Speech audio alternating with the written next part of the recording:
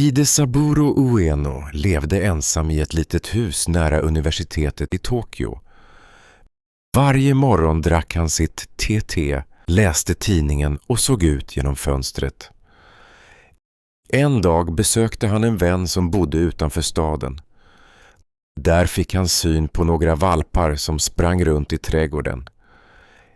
En liten Akita-valp satt tyst vid kanten och tittade på honom med stora mörka ögon. Ueno log och böjde sig ner. "Vad heter du, lilla vän?" frågade han fastän han visste att valpen inte kunde svara. Valpen kom fram och nosade försiktigt på hans hand. Ueno bestämde sig direkt. "Du ska heta Hachiko", sa han mjukt. Hachiko följde med Ueno hem.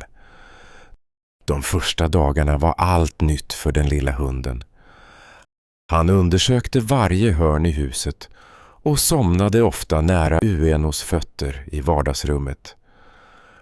På morgnarna lufsade han efter sin husse till ytterdörren och viftade på svansen.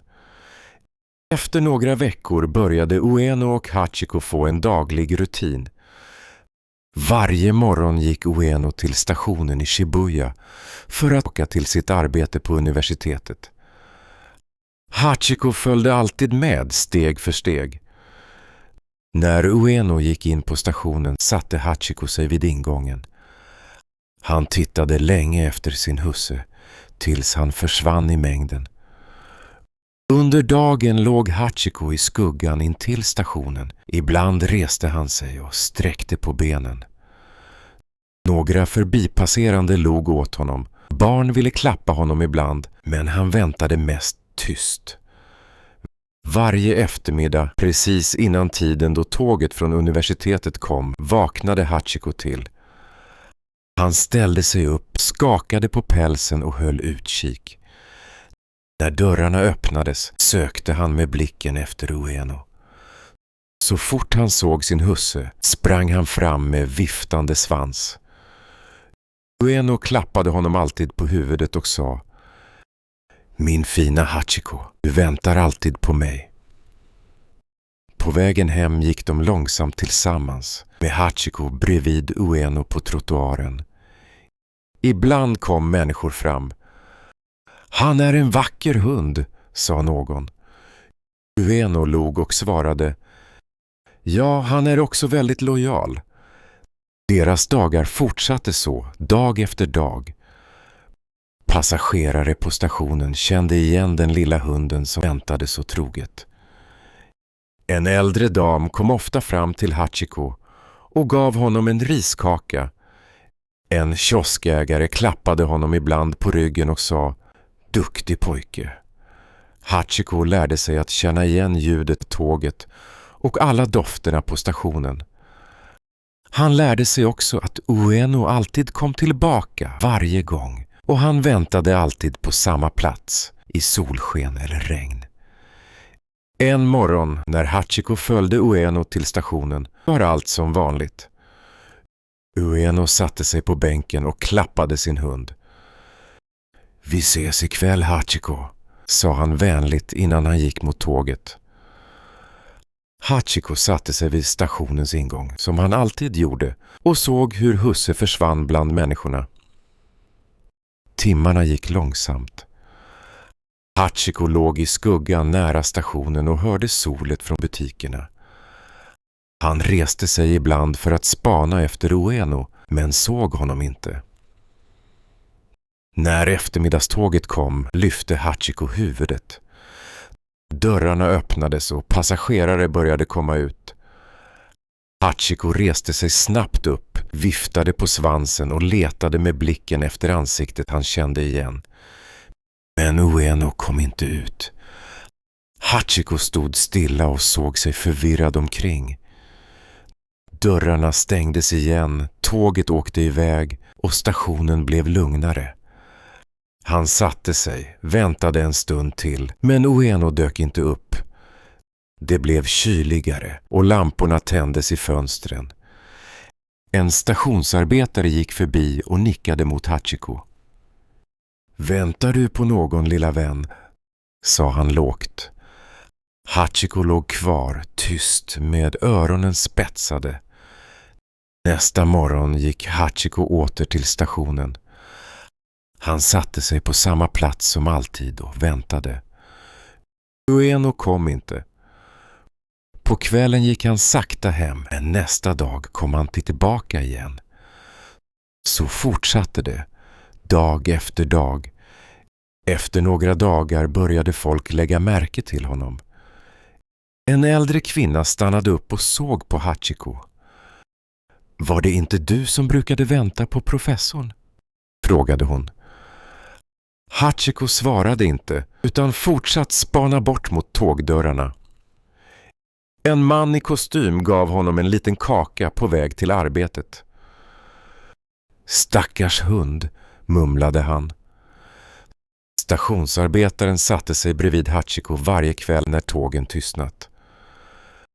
Han kommer inte mer, viskade han tyst, men Hachiko satt kvar ändå. Några barn försökte leka med honom, men Hachiko tittade knappt åt dem. Han väntade bara på Ueno, dag efter dag, oavsett väder och utan att ge upp. Snart började flera passagerare prata om den ensamme hunden vid stationen. Han väntar nog på sin husse, sa någon med låg röst. Så troget hjärta, viskade en annan. Både personal och besökare blev allt mer fästa vid synen av Hachiko. Vänlig men sorgsen, där han alltid satt på samma plats åren gick. Och Hachiko fortsatte att vänta vid stationen varje dag. Oavsett om det regnade, snöade eller var stekande sol satt han på samma plats vid ingången. Hans päls blev våt av regnet och ibland täckt av snö, men han rörde sig inte därifrån. Folk såg honom när de gick till och ifrån tågen. Många stannade till och tittade medlidsamt på honom. En kvinna kom ofta med bröd och lade försiktigt framför honom.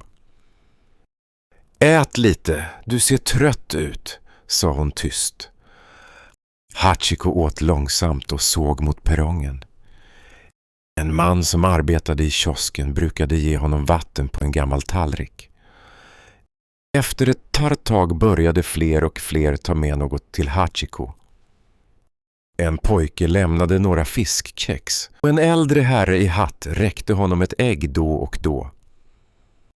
Han har ett stort hjärta, den där hunden, sa mannen en morgon till en bekant. Ryktena om Hachiko började spridas genom staden. Folk talade om den trogna hunden på stationen. Någon skrev en artikel i en tidning. Snart visste många vem han var.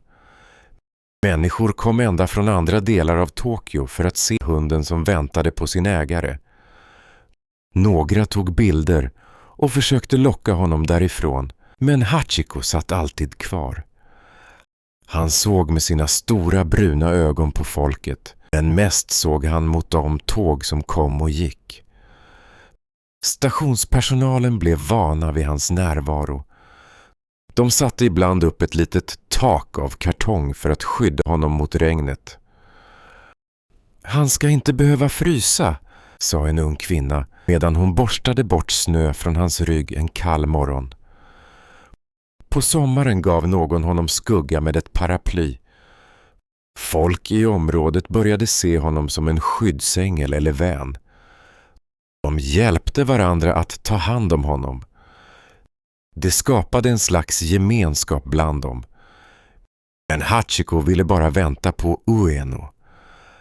Han lyssnade efter den välbekanta rösten, såg på dörrarna varje gång ett tåg stannade, hoppades varje dag att han äntligen skulle se sin ägare igen. En dag när vinden blåste hårt satt Hachiko där som vanligt. Alla pratade lågt om honom. Hachiko ger oss hopp, sa en ung man till sin vän. Ingen annan hund väntar som han. En journalist intervjuade några passerande och skrev en artikel om trofasthet. Tidningen låg snart på många frukostbord i Tokyo. Så småningom hade det gått 9 år sedan professor Ueno lämnade denna värld. Hachiko blev äldre. Hans rörelser blev långsammare och hans blick tröttare. Ändå satt han kvar på samma plats under alla dessa år. Folk kände igen honom. De hälsade vänligt på honom varje morgon och kväll. Många stannade för att prata lite, ge mat eller klappa honom mjukt på huvudet. De var alla vana vid hans närvaro. En morgon var luften kylig i Shibuya. Solen steg långsamt över stadens tak. Människor kom och gick som vanligt till stationen. Men den dagen verkade Hachiko tröttare än förut. Han låg stilla på marken vid stationens vägg, precis där han brukade vänta. Några personer stannade till. En kvinna böjde sig ner och sa: "God morgon, vännen." Men Hachiko svarade inte med sin vanliga svaga viftning på svansen. Under dagen ökade oron. En grupp bekanta samlades runt honom. En man tog försiktigt hans tass.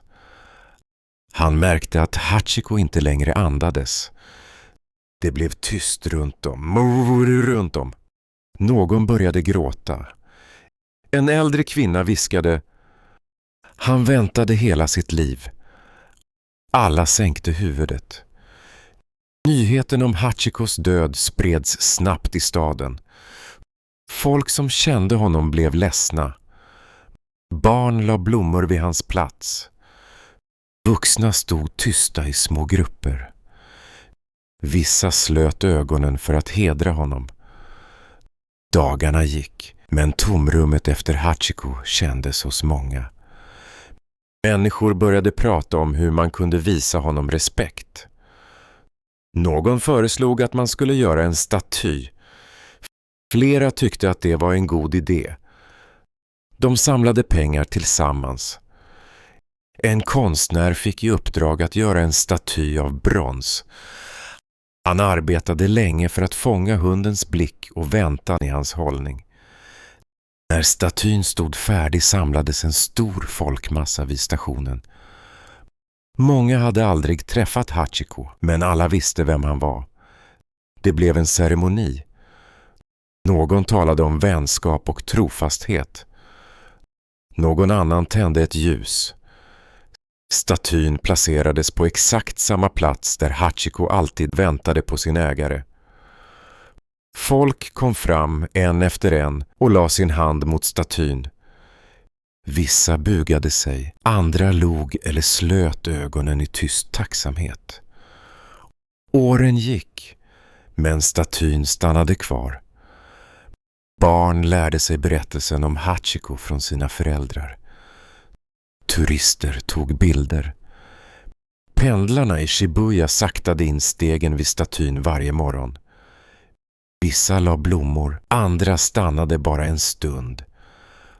De mindes den trogna hunden som väntade år efter år utan att ge upp hoppet. För många blev Hachiko en symbol för kärlek och lojalitet som varar för evigt. Statyn blev ett löfte om att troheten aldrig ska glömmas. Och varje dag passerade nya människor förbi, lyfte på huvudet och hedrade minnet av hunden som visade vad trofasthet verkligen betyder.